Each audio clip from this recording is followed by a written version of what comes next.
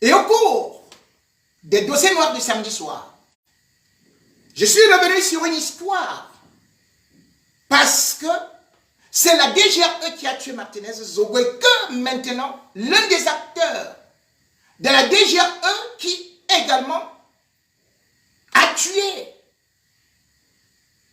Guérandi Mbara se retrouve actuellement en pole position pour être nommé comme patron de la DGRE, ce qui signifie qu'il devrait être nez à nez avec nous. Ce monsieur, c'est le commissaire James Elon Lobé.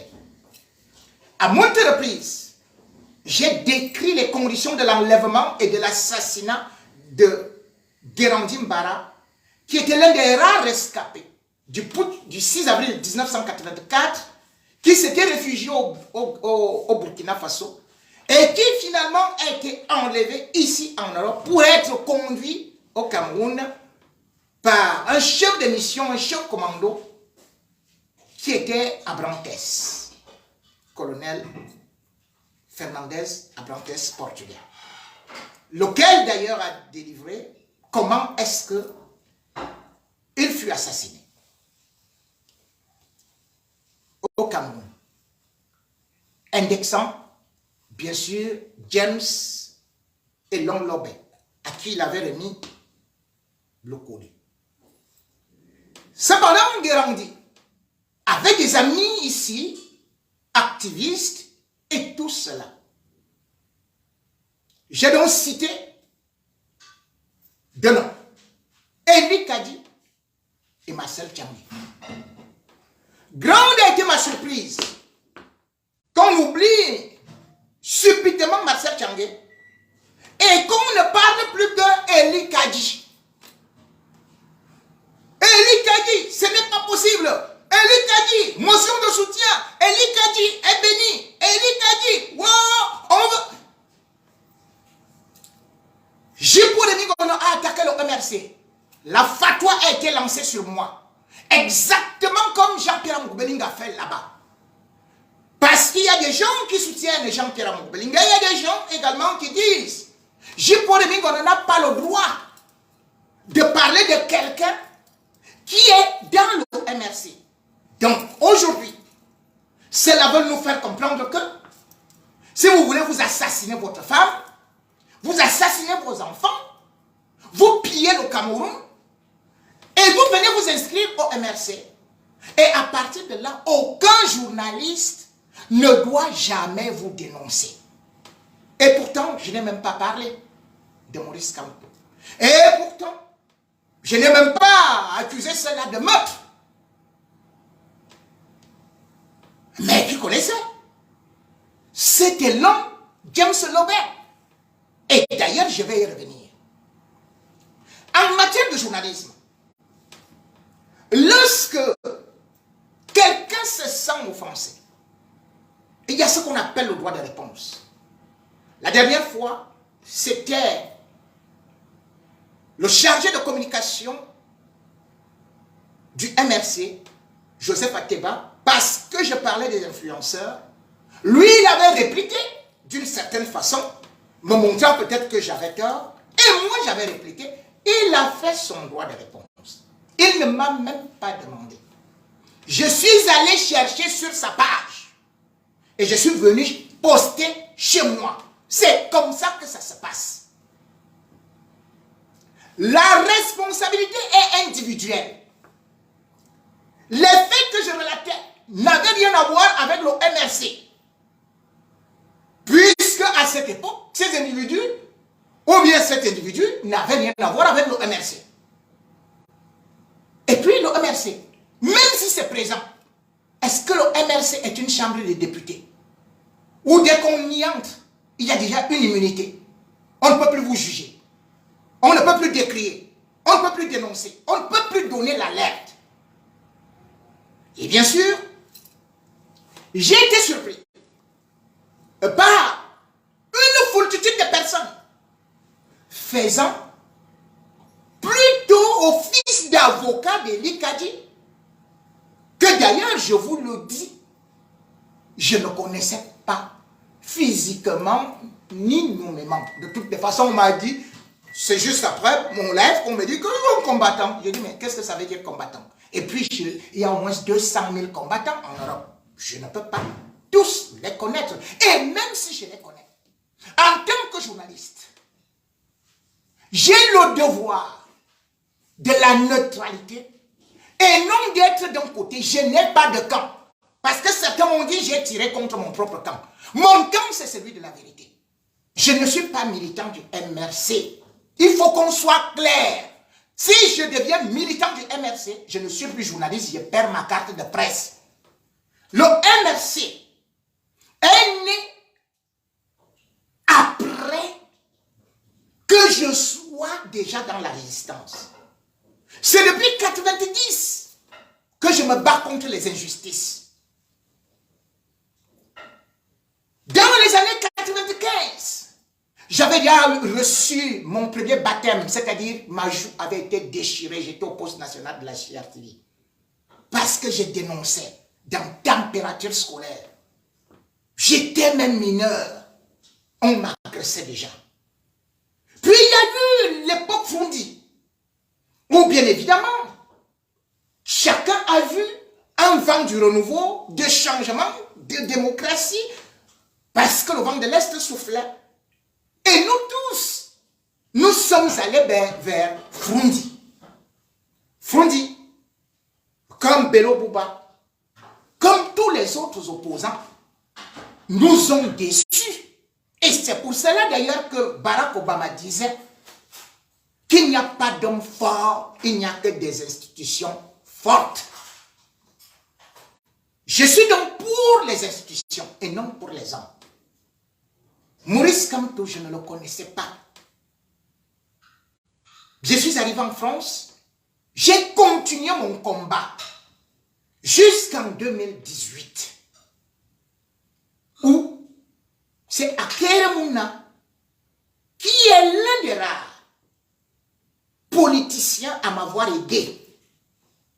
Ne serait-ce que pour que je voyage, pour que j'obtienne mon visa, parce que j'étais menacé. Il était président de la Transparency International. C'est lui qui me dit, avec le mouvement Now, je dépose. Mais il y a Maurice. C'est un bon gars. Si tu peux le soutenir. C'est pour ça que je commence à avoir de la sympathie pour l'homme. Et au bout du temps, j'ai de l'admiration même pour l'homme par rapport à cette allure charismatique, aristocratique, mais cependant, sans vouloir montrer la grandiloquence. Bien au contraire, l'humilité a toujours été de ce côté. Je suis donc surpris que je n'ai jamais parlé en mal de Maurice Kamto. Je n'ai jamais parlé en mal du MRC. Dieu seul sait qu'il y a des choses que je peux dire sur le MRC. Mais que des gens se lèvent et commencent à dire Eli Kadi. Et ces gens-là font partie de ce qu'on appelle alternance pour Kamto et non pour Kadi. Aujourd'hui, leur page Facebook et tout leur direct, c'est Eli Kadi. Eli Kadi n'a même pas pris le temps lui-même de faire un direct ou de faire une réponse alors que le général Wangto m'a contacté. Je lui ai dit, mais attends frère, moi je suis un démocrate. Qu'il écrive tout ce qu'il veut. Je vais poster. La preuve, j'ai mis la vidéo de Wangto que j'ai demandé depuis. Mais entre-temps, Eli Kadi préférait partager sur son mur les insultes de quelques extrémistes hooligans qui se disent être de la brigade bleue, mais en fait, c'est une loge de Moudjahidine. Une loge de Moudjahidine qui est venue se greffer au MRC pour comme des épiphytes pour étouffer le MRC. Combien de directs ils ont fait sur une histoire où il n'est pas faux ce que j'ai dit.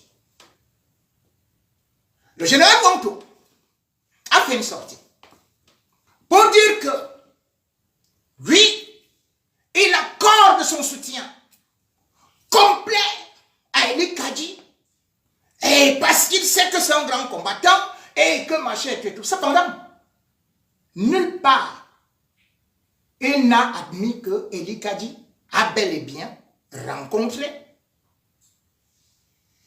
le patron des renseignements et l'un des plus grands tueurs de l'histoire, Elon James Lobé. Je vais revenir. Mais je finis d'abord par dire la méthodologie. Le général Wangto, c'est quelqu'un que je respecte et que je respecterai toujours parce que c'est un grand combattant. Depuis les années 90. Jamais je ne pourrais le nier. Tout comme d'ailleurs Maître Toukou. C'est des gens qui échangent avec moi.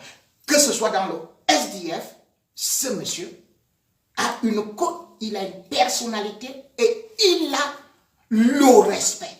Parce qu'il faut savoir se respecter dans la lutte. Mais cependant, lorsque les gens font des sorties, je vais prendre le cas du général Wangto. Le général Wangto est dans l'activisme. Il n'est pas militant du MRC. Ici, c'est le cas des militants du MRC. Dans chaque parti politique, il y a ce qu'on appelle une discipline. Ce n'est pas la cour du roi Péto. Lorsque le parti veut communiquer, si le parti se sent attaqué, eh bien, c'est le secrétaire national à la communication, après avoir consulté le président du parti, donc Maurice Kamto, qui donne le tempo, qui va dire, suite à ceci concernant notre militant ou notre cadre, nous voulons apporter ceci parce que nous l'avons entendu. Nous l'avons entendu. Parce que quand un journaliste fait une dénonciation, immédiatement le parti doit convoquer ce militant-là ou ce membre-là pour lui demander des explications. Qu'est-ce que tu nous dis par rapport à ceci? Si le parti trouve qu'il est clean, le parti peut communiquer. Mais au MRC, la brigade, la loge des Moudjahidines, rien. Chez eux, ils attendent la moindre occasion pour monter contre moi, pour me déchirer, pour m'insulter et pour m'affubler de toutes sortes de noms. Je vais d'abord commencer à mon frère de lutte, que j'apprécie énormément. Monsieur Wangto, cher général,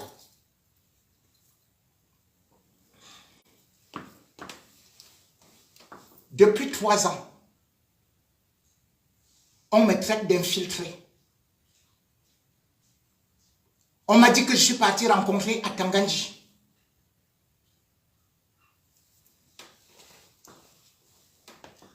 Avec toi à Paris. Ces mêmes gens ont fait des directs. Depuis 3 ans, on m'a dit que je travaillais pour le régime Biya parce que toi et moi et les gens du CCD nous sommes partis rencontrer à Tanganji. Tu n'as jamais réagi pour me protéger. Tu savais que c'est ma personnalité qui est atteinte. C'est toi qui es parti rencontrer à Tanganji avec les gens du CCD. Je n'étais pas là. Je n'ai jamais rencontré à Tanganji de ma vie. Pourquoi tu n'as pas fait de sortie? Tu voyais que c'était ces gens de l'alternance Kamto, que c'est eux qui m'accusaient d'avoir rencontré à Tanganji alors que je n'étais même pas dans la lutte avec vous. J'étais à RTL, première radio de France. J'avais refusé d'entrer dans l'activisme. C'est après une certaine période. Alors que mon frère Amobe Mevege m'avait dit, frangin, si tu veux te faire respecter, n'entre pas là-bas. Je ne suis pas le seul journaliste au Cameroun. Pourquoi on ne parle que de moi? Pourquoi les autres journalistes ne sont pas avec vous? Pourquoi je suis infiltré? Je n'ai jamais été du CCD. Je n'ai jamais appartenu à la base. Comment je peux être infiltré dans un milieu que je ne connais pas? C'est vous qui êtes parti rencontrer à Tanganji. Les gens qui m'accusent aujourd'hui d'accuser Eli Kadji, qui l'a rencontré, et l'homme nommé. Mais Eli Kadji l'a rencontré. Et je vais donner des détails dans les dossiers noirs du samedi soir. Comment tu ne peux pas le dire? Que J.P. de Mingono, par contre, n'a jamais rencontré un homme politique du régime Biya avec nous et qu'il n'est même jamais venu dans notre réunion. Je ne le suis jamais, au grand jamais. Comment je peux être infiltré? Étant un homme de médias, je suis journaliste. Je vous ai accompagné juste pour des manifestations parce que vous n'aviez pas de journalistes ou vous n'aviez pas d'instruments de grande communication. C'est pour ça que je venais faire les directs. Même comme certains aujourd'hui disent que je n'ai jamais été pendant les manifestations. Eux, ils m'ont donc qualifié d'infiltré. Depuis 3 ans, je vis avec la peau d'infiltré. Moi, J.P. de Mingono, qui suis allé en prison.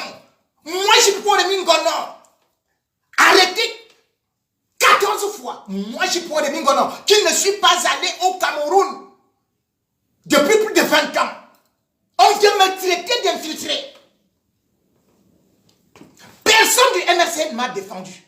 Enfin, ceux qui sont dans cette histoire que vous appelez ou quoi, alternance Kamto. La seule personne qui sont insultées, c'est moi. Ils me demandent donc de présenter les excuses pour m'avoir traité d'infiltré. Et qu'ils ne sont pas infiltrés, mais ils ont rencontré les agents secrets de Paul Biya qui ont tué Grandi. Ils ne sont pas infiltrés. C'est Rémi Ngono qui n'a jamais rencontré personne qui est infiltré. Vous avez détruit mon nom, ma renommée, ma virginité, ma personnalité. Mais je me suis tue par solidarité pour ne pas vous exposer.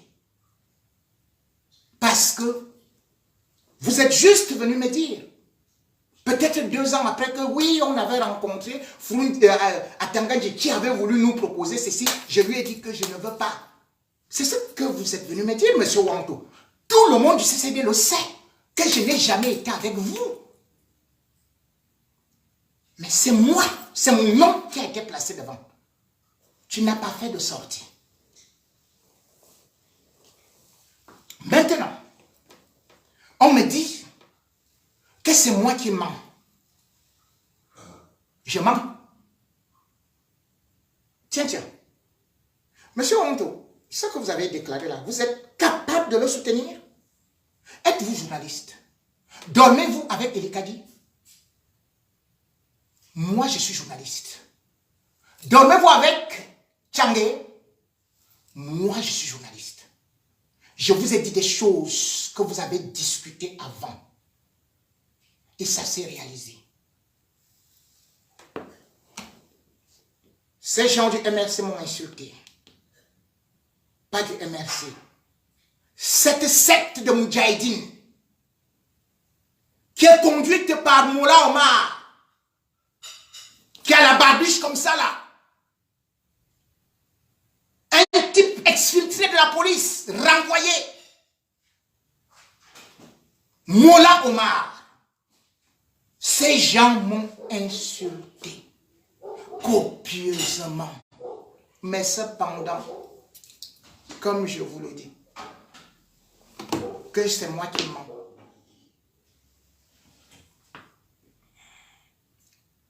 Le 25 mars, puisqu'il me demande d'aller m'excuser, d'aller me mettre à genoux, Comme Martinez Zogo, comme Amougou Belinga lui demandait, avec Laurent et son mets-toi à genoux. Viens t'excuser. Le 25 mars 2020, Mola Omar, alias Papa Sabo, il m'appelle. Il me dit, attends, Paul Biya est mort. Il faut faire le direct. Je lui dis, comment Paul Biya est mort? Il me dit, j'ai le scoop. Qui t'a donné l'information? Il me dit, c'est Robert Nkeli. Je lui dis, attends, je fouille. Quelques temps après, il me rappelle. Il me dit, mais tu n'as pas encore lancé le direct. Je lui dis, mais comment ça? Il me dit, non, tu peux même, je vais te donner le numéro de la fille de Robert Nkeli. Elle est dans le 92. Je lui dis, je suis journaliste, je sais comment je vérifie mes informations.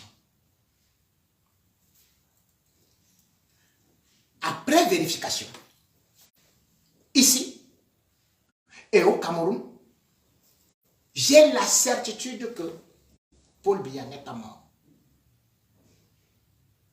Ce monsieur monte. Ce monsieur qui dit que je mens et que je dois présenter les excuses à la nation, au président Eli Kadji, je ne sais pas si... Moi, je ne bois pas la Kadji. Où vous êtes sous, je ne comprends pas.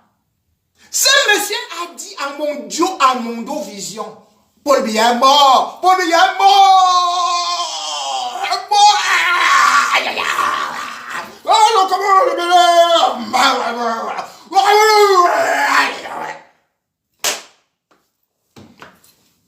vous n'avez pas vu que ce monsieur est sous l'emprise de la drogue. Vous avez repris cette information. Pendant des semaines, j'ai dit, je ne peux pas le raconter. Monsieur Onto, cher frère, n'est-ce pas, tu avais fait déjà un discours qui devait être diffusé même sur ma page pour demander la vacance du pouvoir parce que Paul Biya était déjà mort et je t'ai dit, n'ose passer un piège. Ces gens que vous voyez là ne sont pas des combattants. Ils veulent te discréditer, ils veulent me discréditer. Dès que tu vas annoncer la Paul Biya est mort, c'est fini tout ce que tu diras. Les Camerounais vont dire que tu mens. Parce qu'actuellement, on a le vent en poupe. Ils veulent nous rabaisser, ils veulent nous ramener dans le faux. Et là, je t'avais dit que Paul Biya avait fait ce coup-là en 2004. Beaucoup de journalistes sont tombés. Heureusement que tu m'avais écouté. C'est à partir de cet instant, parce qu'ils nous font le harcèlement, que nous prenons donc la décision de dire, de notre côté, parce que si on ne parle pas, on dit, nous sommes des traîtres. Nous commençons donc à dire que Paul Biya est mort politiquement. Et nous répétons ça. Le général Ponto vient de répéter ça. Que politiquement, je lui dis, interdit de dire Paul Biya est mort. Son ami, El Zizi, sort de quelque part aussi d'un trou de souris là-bas. Ouais, j'ai fini. Maman, Toutou est mort. Madame Toutou est mort. Chantal est morte. Chantal est morte. L'autre fois, moi là-bas. L'autre fois, moi là-bas. On se retrouve donc avec 2 morts.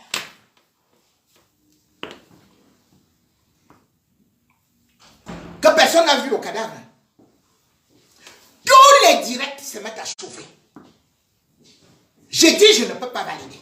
On vous a dit que c'était un infiltré. Rémi Konosé est infiltré. Il lance la pétition. Cette pétition, c'est que nous devons signer parce qu'ils sont avec un autre Kalao, là, un type qui a la taille ici, avec une touffe comme ça, là. Il dit qu'il regarde les hologrammes, il sort son... Il dit, vous voyez là, Ici, la tête de Paul Biya ici, cela veut dire que c'est une image tout simplement. On a collé l'image sur le mur. Et le mur est en train d'aller sur sur le miroir. Et le miroir est en train de... Et tu vois que quand tu vois le parallélisme là, avec l'écran qui est fluorescent, qui est reconnaissant, qui est recolorant, et tout, vous voyez donc ici, cela veut dire tout simplement que c'est un fantôme qui est... Paul Biya est mort, Paul Biya est mort, Paul Biya est mort. Et ils applaudissent, Paul Biya est mort. Et ils vont prendre un professeur et balance dans l'affaire que Paul Biya est mort, que maintenant il faut chasser l'ambassadeur de la France au Cameroun, c'est lui qui dirige. Parce que Paul Biya est mort. Je refuse de signer la pétition. Oh, j'ai pas de mingo, non. C'est un bandit. C'est j'ai pas de mingo, non. Ah, tu es italien. J'ai pas de mingo. J'ai dit, mais c'est pas possible. Il est venu. Je suis resté tranquille malgré toutes ces insultes. Aujourd'hui, qui parmi ces gens a demandé pardon au peuple camerounais pour cette manipulation? Qui? Personne. Vous connaissez tout le mal qu'ils ont eu à faire? Vous connaissez ce qu'ils m'ont fait? Général Wankou, peuple camerounais, je n'ai pas souvent parlé. On est en train de parler d'un homme qui vit à Paris. On dit que non, on sent qu'il est un peu mal dans sa voix là, vraiment c'est mauvais, on l'appelle tel autre, oh, viens dire, il dit non, je vais vous dire la vérité, comme ça, je vais te répondre samedi. Oh, vraiment, et tout. Donc, il est mal depuis que Jipo a dit ceci. Vous savez ce que ces gens ont dit contre les gens? Je suis ici chez moi. Je vois le même individu avec la longue barbiche là, Mola Omar. Il dit que je suis parti violer la villageoise du Kouat. Villageoise du Kouat, tu es en direct. J'ai une femme, j'ai des enfants. Cette histoire a duré combien de temps alors que tu ne m'as jamais rencontré en dehors de 2 fois dans des manifestations? M'a-t-il demandé pardon? Après ça, il a dit que j'envoyais une femme pour aller le violer, c'est-à-dire Général Marcel. Pour aller le violer dans une boîte de nuit que je ne fréquente pas. Après ça, il a dit que j'ai envoyé une autre femme pour aller toujours le violer. Cette femme-là, c'est Julie Louis qui fait les ongles. Personne n'est sorti pour me défendre. Le pire que je vais dire au peuple camerounais, c'est que cet individu est allé dans le domicile de la générale Marcel avec une soi-disant combattante mariée en blanc. Non seulement il est venu prendre le lit de la combattante, mais ils ont voulu la violer, lui proposer des partous. Elle était obligée de s'enfuir pour aller dormir dans la chambre de sa fille.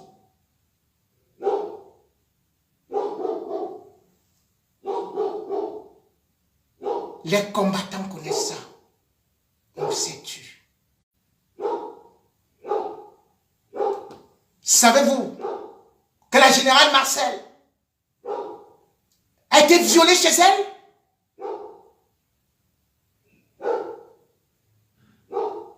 Lorsqu'elle a voulu parler, violée par ce type-là, où elle se dit et tout, alors que l'autre se baladait déjà nu dans la chambre du général Marcel, avec tout ce qu'il y a eu. On nous a demandé de nous taire, parce qu'il ne fallait pas tuer le combat. Cette femme porte ça dans sa mémoire. Elle vit ça.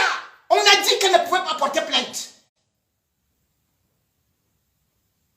Mais c'est elle qu'on va accuser maintenant violer quelqu'un dans les toilettes d'une boîte, alors qu'elle a été violée chez elle.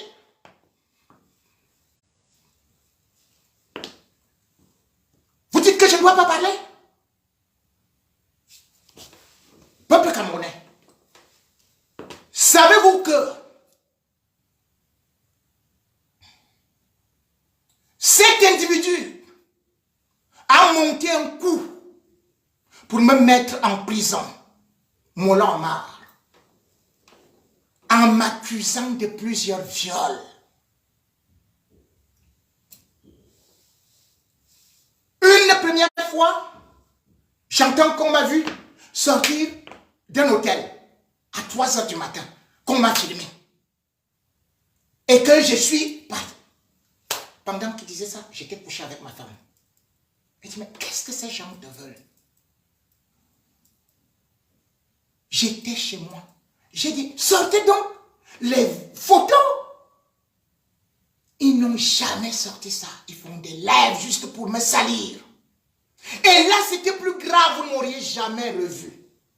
Parce que j'allais prendre au moins 30 ans de prison. Guantolo sait.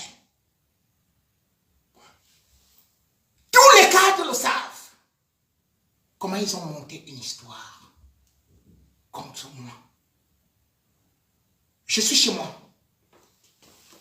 Puis je reçois un coup de fil d'une certaine dame qui s'est fait appeler au Karim Gampet, un truc comme ça. Elle me dit, s'il te plaît, grand combattant, est-ce que tu peux nous accompagner à l'Assemblée? Je dis, pourquoi? Pour aller rencontrer un député. Je dis, je n'ai pas assez de temps. Non, il faut que tu sois là. Bref, elle cherche à m'amadouer. J'accepte d'aller là-bas, alors que je venais d'être à l'Assemblée française avec Akere Mouna et une autre délégation. Je ne la connais pas, je ne la connais pas. J'arrive, finalement c'est un député communiste qui nous reçoit. Où je me rends compte qu'ils n'ont pas préparé les dossiers, c'est moi qui parle. Tout ce monde qui était là. Et il y avait un qu'on appelle, ou bêtise la marmite, ou Bertie, quoi, les marmites, quelque chose comme ça. Après la rencontre, elle me propose un pot, ce que j'accepte. J'ai dit, c'est où on me donne l'adresse. J'arrive dans un quartier bidonville. C'est Arcade de l'Est. Je garde ma voiture. J'arrive, je trouve un Ganda des Congolais. Je suis journaliste dans des grandes chaînes. C'est interdit des endroits comme ça. Mais néanmoins, par humilité, j'entre. Les pots d'ailleurs, c'est moi qui les offre. Quelque temps après, cette dame-là s'en va. Et quand je veux partir, Willy de Paris arrive. Je reste un peu avec lui. Je lui offre aussi, on discute un peu.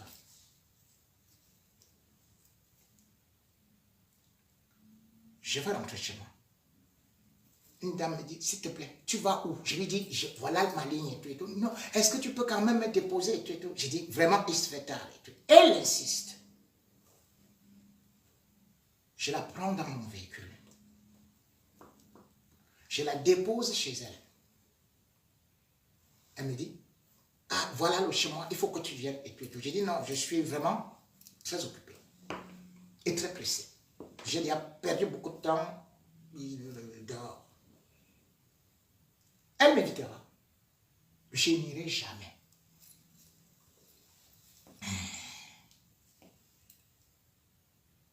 Sauf que,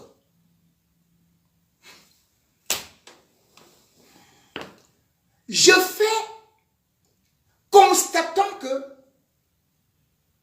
elle est une femme que j'ai retrouvée dans une autre réunion Maître Ndoki était arrivé à Paris et qu'on l'a présenté comme Amazon. Et que justement, je voulais bien savoir pourquoi est-ce qu'elle voulait bien connaître mes plans, mes programmes et tout et tout. Je demande son nom et elle me donne son nom. J'ai fait des recherches. Première recherche, je vais sur la page Facebook. Je constate que sur la page Facebook, elle ne publie rien du combat. Je lance dans une enquête. J'appelle le général Wankou. Je dis, je crois que parmi les Amazones là que vous dites et tout, il y a une vraie infiltrée. Elle vous surveille. Selon les informations que j'ai, lance une enquête. Je ne sais pas comment, le général a lancé une enquête. Où elle a été informée, je ne sais pas. Même pas 2 semaines après, elle sort avec les Moulins Omar. Avec la femme qui a 1,10 m là, ou 1,5 m, là, au Karine crevette là. J'apprends que j'ai violé non seulement cette fille, mais aussi l'autre et que j'ai violé au moins 3 femmes. Je crois que c'est une blague. Je crois que c'est une blague. Tous les soirs, ces femmes-là font le direct avec Mola Omar. Mola Omar accuse également, il ajoute la fille, c'est-à-dire que la femme qui est mariée, la femme qui est mariée, avec qui il est parti dormir chez la générale Marcel, et dit que je voulais aussi, ou que je l'ai aussi violé. C'est comme ça que je suis surnommé le violeur. Les combattants reprennent ça. Pour des femmes que je ne connais pas. Pour des femmes que c'est hallucinant. L'affaire a duré 1 an. J'ai dit au général, mais c'est quelle histoire ça? Je demande aux autres. Ils me disent qu'il faut que je me calme, qu'ils vont résoudre les trucs. Je dis, ce n'est pas possible. Un jour, je reçois le coup de fil du journaliste Jackie Moifo. Jackie Moifo m'informe que il y a des femmes, il y a une fille qui m'a appelé, qui m'a dit que elle voulait faire des témoignages que tu l'as violée dans un bar et que vraiment, attends, c'est comment? Et que je lui ai dit, bon, attends, je vais essayer de voir ça. Je lui ai dit, s'il te plaît, si une femme est victime de viol de ma part, déjà je ne connais pas, c'est incroyable qu'elle porte plainte. Elle dit, non, elle insiste que maintenant, avec Mola Omar, que j'aille les rencontrer et présenter les excuses.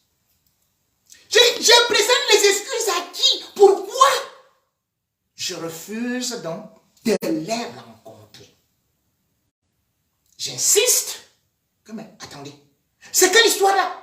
Chaque soir, il y a une nouvelle femme qui s'ajoutait. Que oui, moi aussi j'ai été violée. Oh, moi aussi j'ai été violée. En même temps, on dit que je suis là-bas derrière. Hein. C'est comme ça que ces gens ont monté des histoires et des histoires et des histoires que je n'en pouvais plus. Alors, elles sont allées avec Mola Omar monter une plainte. Et sur cette plainte, celle-là décrit qu'elle ne parvient plus à travailler parce que depuis le jour où je l'ai violée, vraiment, elle a des hallucinations, elle a ceci, elle a cela, elle a ceci, elle a cela. Et après, je vais voir Calix Beyala, qui va aussi écrire. Je dis, mais cette histoire devient n'importe quoi. C'est là où je m'attaque Calix Veyala. Alors que Calix Veyala avait été induite en erreur et leur dit, allez porter plainte. Or, ils étaient déjà en train de fabriquer leur plainte. Non, machin, il faut d'abord dire, il faut faire ceci, il faut faire cela. Eux qui combattent le commissaire Zozo. Subitement, j'entends comment le commissaire Zozo dit, et il y a des témoignages, et il y a ceci, je vais faire un direct explosif, et tout, vous allez voir ce qui va se passer. Oh, ce sera la terreur dans ceci et cela. Je suis chez moi, je reçois un coup de fil. Police. Je dis oui, c'est bien moi. Est-ce que vous pouvez vous présenter au commissariat avant la fin de la semaine? Je dis, mais même après-demain, je suis libre parce que là, ils disent, je dis, c'est pour quelle affaire? Non, non, c'est pour affaire vous concernant. Mais tiens.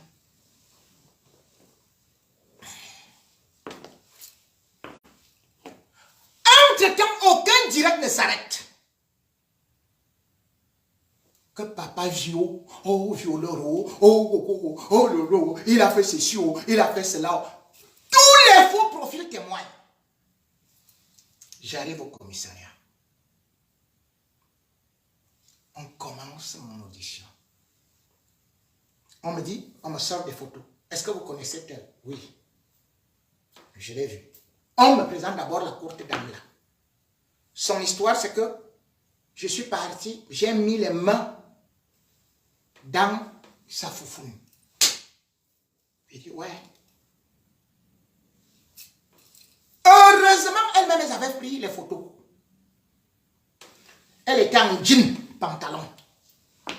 Deux, elle n'était pas assise à côté de moi. Donc, je ne sais pas comment, ou bien j'ai déchiré seulement son pantalon. Deux, elle raconte que je suis parti la violer au Melis Hotel. Qu'on était parti chasser Paul Biya. Depuis que je suis en France, je n'ai jamais mis pied au Melis Hotel.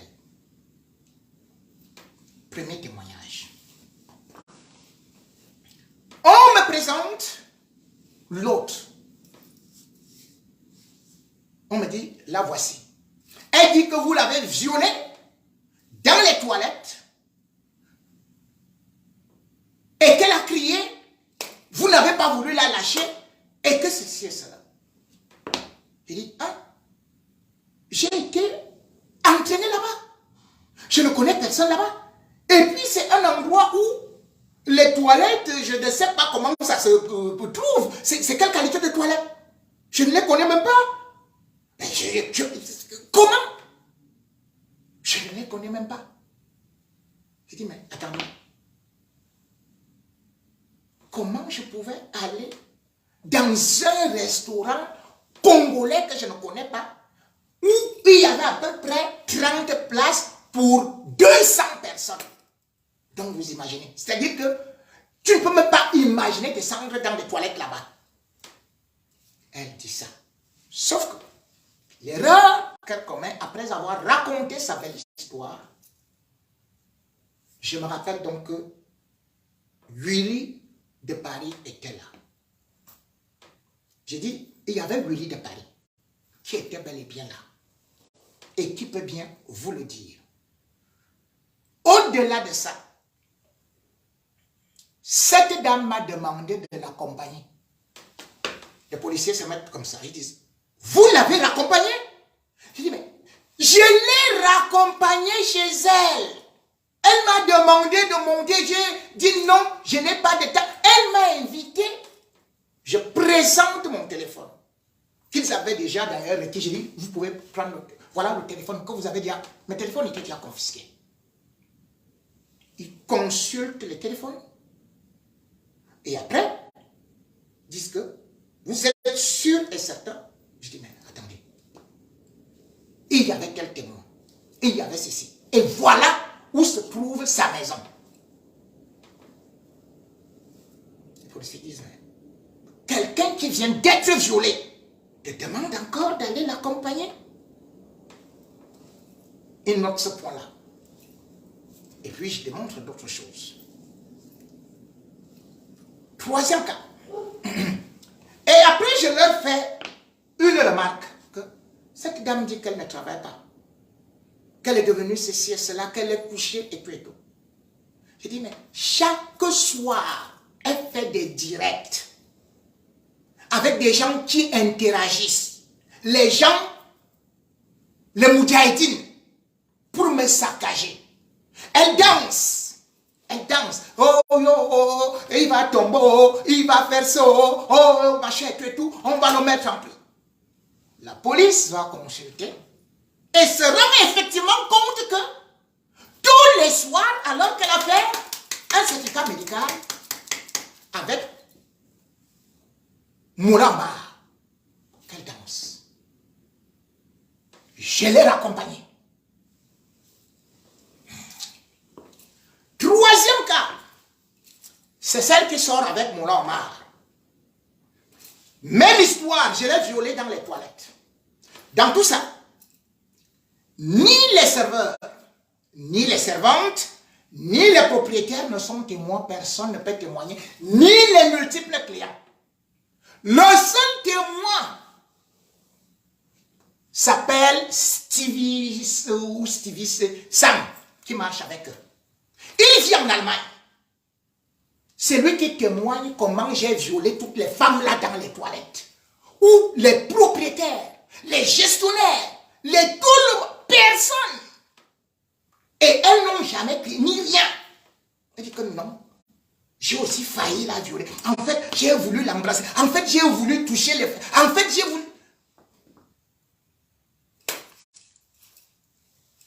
J'ai dit encore à la police, prenez le téléphone. Cherchez quel nom. La police fouille le nom. Qu'est-ce qu'on voit sur le nom? Que c'est elle qui m'écrit. Qu'elle m'apprécie. Qu'elle fait ceci. Je me retrouve avec 7 de ces messages. Je n'ai répondu à aucun. Je n'ai répondu à aucun de ces messages. Mais elle va m'accuser de viol. Aucun. La police va donc le couper. Aller sur les lieux. Faire ceci. Entre-temps, commissaire Zozo savait que immédiatement, je serai placé en garde à vue, parquet et prison. Eux tous, ils attendaient avec Moula Omar. Ils s'attendaient. Je suis revenu, j'ai plutôt fait le direct. Je ne vous avais pas dit pourquoi je faisais le direct. Vous vous rendez compte? J'ai une femme, j'ai des enfants, j'ai une famille. Tous les soirs, ces gens-là, pendant 3 ans, ont dit que j'étais un violeur. Le pire, c'est que Willy de Paris va m'appeler pour dire que les mêmes femmes l'ont appelé pour lui dire que si jamais, machin, est-ce que tu peux venir témoigner que tu avais vu comment J. Voilà, est-ce que tu sais que J. avait dit que je suis belle? Willy de Paris dit que moi je n'ai pas vu. Est-ce que tu n'es donc pas belle? Bon, si, il a donc dit ça. Moi je n'étais pas là quand il t'a dit ça. Mais quel est le but au juste? Elle dit non, parce qu'il faut que tu viennes témoigner quelque part là. Willy de Paris est en Italie. Moi je n'avais même pas appelé Willy de Paris. C'est après que Willy de Paris me dit que, mais qu'est-ce qu'il y a? Il y a une fille là qui m'appelle, qui veut que j'aille faire des témoignages. Elle me parle déjà que tu avais dit qu'elle était belle ou bien que tu avais touché ses gens. Entre-temps, une autre femme s'appelle Éclair, mariée. On l'appelait dans le combat la femme incroyable. Elle m'appelle, elle me dit, j'y prends. Franchement, je suis trop déçu. Je lui dis pourquoi. Elle dit, mais les filles qui t'ont invité là pour aller parler du Cameroun, Cameroun. Mais en fait, elle te piégeait. Elle me demande d'aller témoigner contre toi que tu m'as aussi violé. Je leur ai dit, j'ai des enfants. Comment je pourrais me violer? Je vais témoigner comment? Je ne l'ai jamais rencontré dans un autre cadre que cet endroit-là. Je vais dire comment? Et dit que l'autre me dit que tu vas dire qu'il a dit que j'ai des belles jambes. Mais est-ce que c'est... Donc c'est ça le viol, si un homme dit que j'ai des belles jambes. Et puis, est-ce que c'est ça le viol? À quel moment? Elle me dit, je viendrai témoigner. Entre-temps, je ne lui ai même pas dit qu'on était déjà au commissariat. L'affaire arrive au parquet.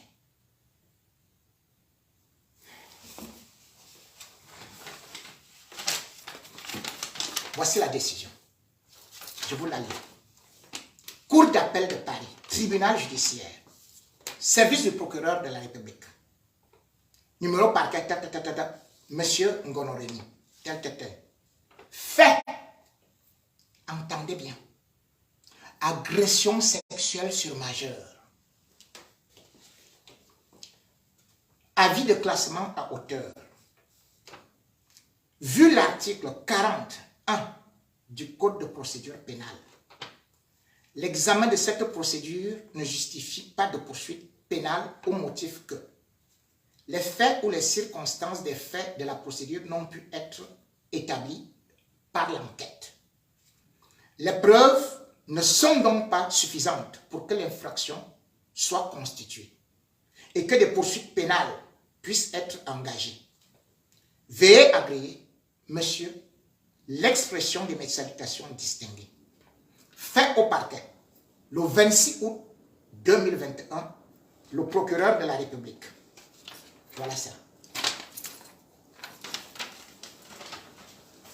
J'ai pris ce document parce que mon avocat m'a dit, attaque-les.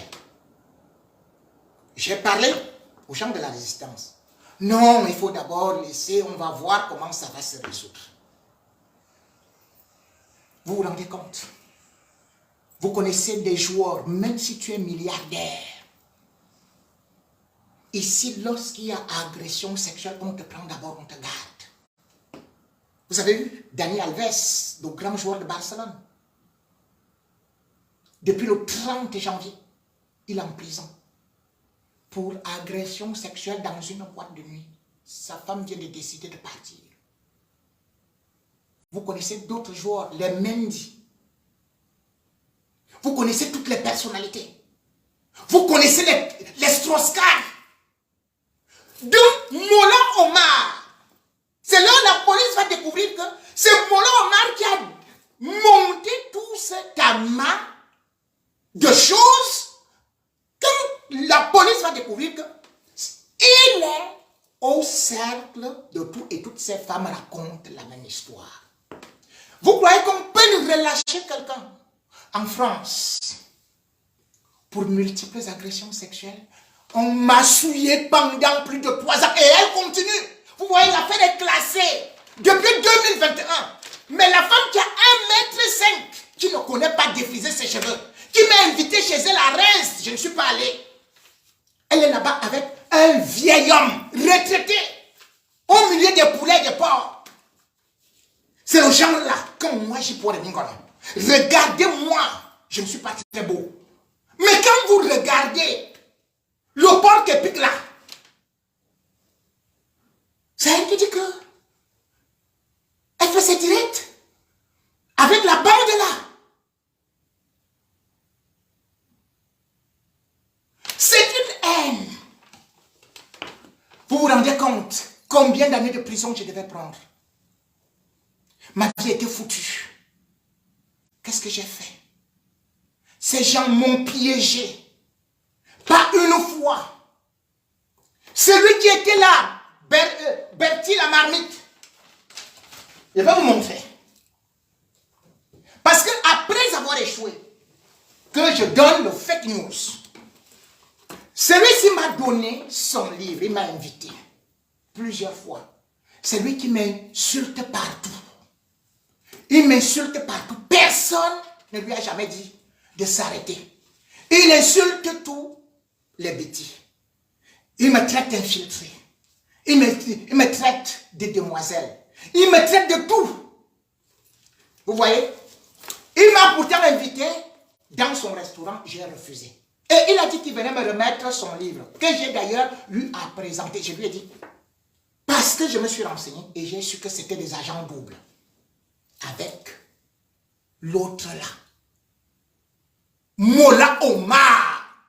C'est un agent de renseignement du gouvernement camerounais. Voilà comment est-ce qu'il m'a piégé. Heureusement, je ne suis donc pas parti parce que je suis un vieux briscard. Mesdames et messieurs, vous-même lisez. L'homme qui m'insulte tous les jours, c'est lui qui m'a dédicacé ce livre. Je vous le lis. Pour mon tonton Rémi Ngono, particulièrement fier de toi et admiratif du travail incroyable de sensibilisation et bien d'autres, en espérant que cette lecture te plaira, Nyamoro. Nyamoro, c'est-à-dire le plus grand, gentiment, fraternellement. Paris, le 29 mai 2020. Regardez.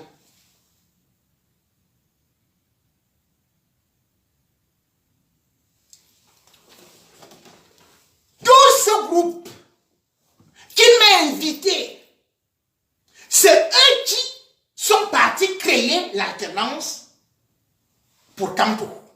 Et pourquoi? Parce qu'en réalité,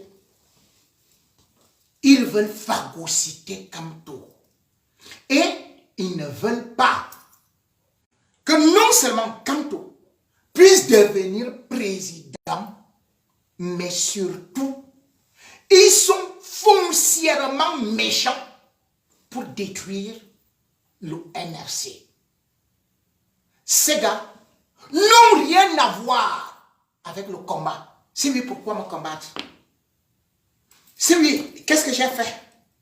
Pourquoi monter tous ces plans? Qu'est-ce que je dois à ces gens?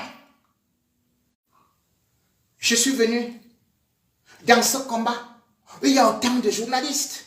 Je me retrouve le seul. J'ai laissé les gens de ma tribu. Je me retrouve avec monsieur Kamto, avec les Guanto, avec les autres. Parce que pour moi, il n'y a pas de tribu, il n'y a pas d'ethnie. Mais ces gens sont entrés dans une logique détruire tout ce qui est à côté de Kamto et tout ce qui peut valoriser Kamto. Et du coup, je suis devenu l'homme à abattre. Regardez autant de fois qu'ils m'ont essayé, autant de fois qu'ils m'ont porté plainte, pas plainte de n'importe quoi. Ils m'ont traité de violeurs, alors que c'est eux les violeurs. Ils m'ont traité de menteurs. C'est eux les menteurs. Ils m'ont traité de tribalistes. C'est eux les tribalistes. Ils disent qu'ils aiment Kamto. C'est faux. Ils ont tout fait pour détruire